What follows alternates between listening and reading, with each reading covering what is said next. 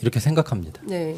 그 스피커폰 통화 내용을 종합을 해보면 이 조성재라는 인물은 누구냐면 2018년 자유한국당 달성군수 후보로 출마했다가 낙선한 이제 이런 분인데 그 이분이 실제로 2018년 달성군수 선거 때 추경호 원내대표에게 20억을 제공했다 이런 주장이 포함이 되어 있다는 설명을 민주당이 하고 있는 것이고요. 예. 그런데 2018년에는 추경호 대표한테 20억을 제공해서 공천을 받았다가 그랬다가 2022년 그러니까 2021년 오세훈, 이준석 그리고 대선 이르기까지 이제 화려한 선거 이력을 쌓으면서 이번에는 그런 조성재가 명태균 씨에게 줄을 대려고 하는 그런 상황이었고 그런 상황을 의심하는 내용을 이 녹취되었다 이렇게 볼 수 있을 것 같습니다. 그러니까 상황을 종합을 해보면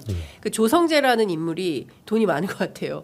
그래서 이 사람이 정치권에서 유력 주자들에게 줄을 대면서 공천을 받기 위해서 돈도 쓰고 이렇게 하는데 2018년에는 그 대상자가 추경호였다면 2022년 그러니까 2021년 재보선 이후에 그리고 대선 뭐 이런 것들이 지난 다음에 명태균 씨가 이제 유명해졌을 거 아닙니까? 중앙정치 무대까지.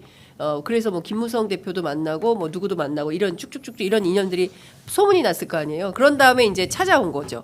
그래서 명태균 씨를 만나려고 하고 그때 녹음이 된 걸로 보입니다. 그럼 이 녹취는 그러면 2018년 게 아니네요. 아니요. 이 녹취는 2022년 3월. 네, 2022년 3월 달성군수 국민의힘 출마 예정자였던 조성재 씨가 명태균 씨를 접촉하는 과정에서 나온 걸로 보입니다. 그러면 명태균 씨가 추경호 20억 수수 얘기하는 것도 과거에 있었던 얘기를 그런 것 같아요. 이 녹취 속에서 하는 것이고요. 네네네. 근데 지금 비교적 복잡하게 좀 구성이 되어 있는데 그 내용을 좀 명징하게 좀 이제 가능성을 우리가 이제 따져볼 필요가 있을 것 같아요. 네. 지금 보니까 이 조성재 씨라는 분이 네. 2017년도에 대구시 의원을 하고 있었는데 이때 대구 경북 공직자 재산 1위를 기록했을 정도로 좀 재력이 네. 있었던 사람이었던 것 같고 그리고 강혜경 씨의 주장에 따르면 당시 이 조성재 씨가 그 명태균 씨가 운영하고 있는 미래한국연구소 네네네. 여기에다가 여론조사를 2차례 의뢰했는데 예. 총 2,400만 원을 받았다라는 거예요. 여론조사 2차례로. 두 번 하는데. 두 번 하는데 예. 이거는 이제 통상 금액의 4배. 그러니까 아. 윗돈을 주고 여론조사를 예. 의뢰했다. 조성재라는 사람이. 예. 그럼 여기서 또 의문이 들잖아요. 왜 윗돈을 주고 여론조사 업체를 굳이 네. 명태균 씨가 운영하고 있는 예. 미래한국연구소에다가 의뢰했을까? 그러니까 명태균 씨가 이미 이 마이다스의 손이라는 게 소문이 난 게 아닌가? 뭔가 명태균 씨가 여론조사를 네. 하면 네. 뭔가 만져지는 부분이 있다라는 그런 걸 이 사람은 알고 있었던 그렇죠. 게 아니냐라는 예. 이제 추측이 하나 일단 그 가능하고요. 그 다음에 이제 이분이 2018년도에 공천을 사실 받는 과정, 이 과정 속에서 이 추경호 원내대표 현 원내대표에게 어떤 공천 헌금을 했다라는 지금 주장인데. 네. 사실 저는 이게 뭐 이게 사실 여부는 수사를 통해서 확인을 해봐야 되겠지만 네. 가능성 여부만 놓고 본다면 가능은 해 보인다. 왜냐하면 이 지역이 TK잖아요. 네. 사실 TK 지역이라는 데는 공천 이꼴 당선 그렇습니다. 이게 거의 보증이 되는 지역 아닌가? 네. 라고 본다면 이때 그러면 그 달성 군수에 대해서 가장 이 공천의 영향력을 크게 미칠 사람이 누굴까?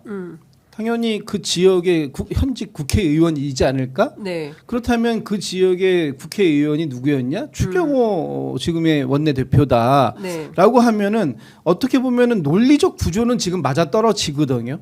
그런데 이제 추경호 원내대표가 오늘 아침에 좀 전에 백부를 했더라고요. 네네. 기자들께. 예. 거기에서 보면 사실 무근이다라고 얘기하고 네. 이 부분에 대해서 그 확대 재생산한다면 뭐 명예훼손 또는 이 정정보도 언론중재위를 통한 보도 이런 부분들에 적극 대응할 거다 이렇게 지금 이제 엄포를 놓고 있는데 네. 저는 어쨌든 이 부분이 공개가 된 이상 수사는 불가피하다. 수사는 불가피하다. 수사는 불가피하고 네. 이 부분에 있어서 명태균 씨가 이것 역시도 허장성세의 얘기이냐 아마 이렇게 공격을 할 것 같은데 네. 근데 명태균 씨가 그동안 그 나왔던 녹취록을 보면 명태균 씨가 소설을 썼다고 하기엔 너무 등장 인물들이 사실 인물들이에요. 네. 그 과정은 뭐 약간의 허세가 포함됐을지 모르겠지만 네. 없는 사실을 완전히 무에서 유를 창조해내는 소설을 썼을까? 그건 아닐 것 같다. 네. 그래서 이 부분이 오늘 이제 민주당이 공개를 했습니다만 이 부분에 대해서 이제 그 추가적인 뭐 고소 고발도 들어갈 것이고요. 네. 검찰의 수사가 진행이 돼야 될 것이고. 오늘 하필이면 이제 명태균 씨와 김영선 전 의원에 대해서 네. 창원지검이 이제 기소를 한다는 거잖아요. 네. 근데 그 기소 제목이 딱 하나더라고요. 정치자금법 위반. 그렇다면 지금 명태균 씨에게 그 명태균 씨의 녹취록을 통해서 또 강혜경 씨의 증언을 통해서 나온 그 수많은 얘기들. 네. 지난주에 제가 말씀드렸잖아요. 3개가 있다고. 예. 공천 개입에 대한 게 하나 큰 줄기가 있는 거고. 네. 그다음에 여론조사 조작에 대한 게 또 한 줄기가 있는 거고. 예. 또 하나는 이제 그 산단 같은 이권에 개입한 내용. 이 3가지 줄기가 큰 줄기가 보이는데 그중에 잘 보이지도 않는 이 정치자금법 하나 가지고 기소 물론 이제 쪼개기 기소도 가능하고 추가적으로 수사가 끝나는 대로 계속해서 추가 기소가 가능하다는 걸 전제로 이 부분도 포함이 돼야 할 부분이 있다. 네. 저는 이렇게 일단 봅니다. 제가 앞서 그 2020년 3월에 그 당시에 그 대구 달성군 예비 후보인 박형용 예비 후보가 추경호 재산 20억 폭증 해명해라 이런 요구를 했는데 2020년 4월 13일에는 민중당의 이상규 대표가 이제 지원 유세를 했는데 민중당의 조정훈 후보도 4년간 재산 20억 불린 추경호 국회에서 재벌을 대변하고 있다 이러면서 비판을 했던 내용이 그러니까 상대 후보들은 추경호 의원에 대해서 이런 비판을 했었다라는 내용이 좀 확인이 좀 되고 있고요. 관련해서 이어진 녹음 파일 추가로 하나 더 들어보도록 하겠습니다.